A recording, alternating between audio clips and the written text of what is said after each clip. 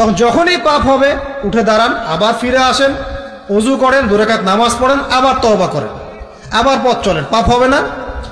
পাপ হয়েছে বলে কিন্তু কেউ কাফের হয়ে যাবে না। মনে করেন ইমানদার মানুষ পথ চলতে চলতে জিনা করে ফেলেছে, হতে পারে না? হতেই পারে।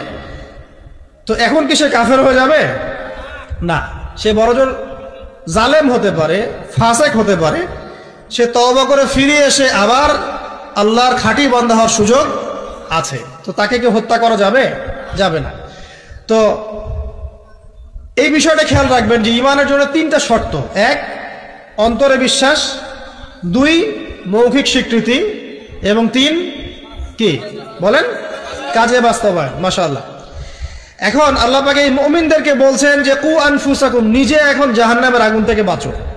মানে ঈমান এনেছি বলেই কিন্তু তাহলে জাহান্নামের আগুন থেকে বাঁচা যাচ্ছে না।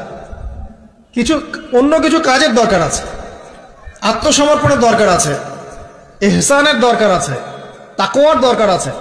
তুমি নিজে জাহান্নামের আগুন থেকে বাঁচো এবং ওয়া আহলিকুম নারা, তোমার পরিবার বর্গ যারা আছে তাদেরকেও জাহান্নামের আগুন থেকে বাঁচাও। এই আদেশটা কি সবার জন্য না, নাকি এক শ্রেণীর মানুষের জন্য? সবার জন্য। কোন জাহান্নাম? আল্লাহ ভয় দেখাচ্ছেন সেই জাহান্নাম যেই জাহান্নামে 19 জন কঠিন মনের ফেরেশতা আছে। তারা দায়িত্বশীল ফেরেশতা, তাদের আন্ডারে আর অনেক ফেরেশতা থাকতে পারেন। আলাইহা তিসআতা আশর, সেখানে 19 জন শক্তিশালী ফেরেশতা আছেন। মালায়েকাতুন গিলাজুন শিদা, তাদের অন্তরটা খুব কঠিন। আযাব দেওয়ার সময় যাররা পরিমাণ তারা মায়া দয়া করবে না। আযাব দেওয়ার সময় যাররা পরিমাণ মায়া দয়া তারা করবে না। কবরে যখন ফাসেক, জালেম, কাফের, মুশরিককে পিটানো হবে তখন কি কেউ মায়া দয়া করবে? তখন যদি বলে ব্যথা পাচ্ছি, তাহলে কি তারা আযাব দেওয়া বন্ধ করে দেবে? শোনেন, সূরা মুমিন নামে একটা সূরা আছে। কোন সূরা?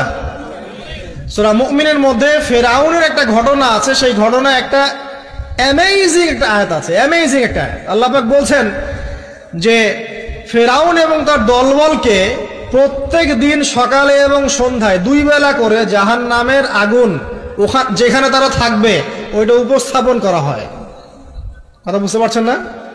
ফেরাউন এবং তার দলবলকে প্রত্যেক দিন সকাল সন্ধ্যা জাহান্নামের চিরস্থায়ী আবাস কোনটা হবে এটা উপস্থাপন করে দেখানো হয়।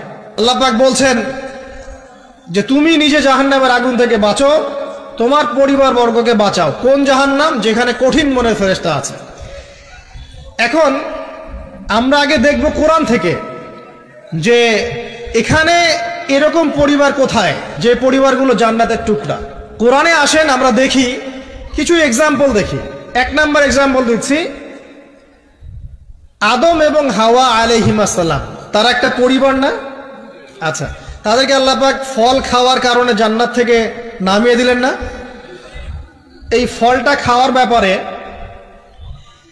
এই গাছের কাছে যাওয়ার ব্যাপারে তাদেরকে উৎসাহিত করেছিল কে? ইবলিস।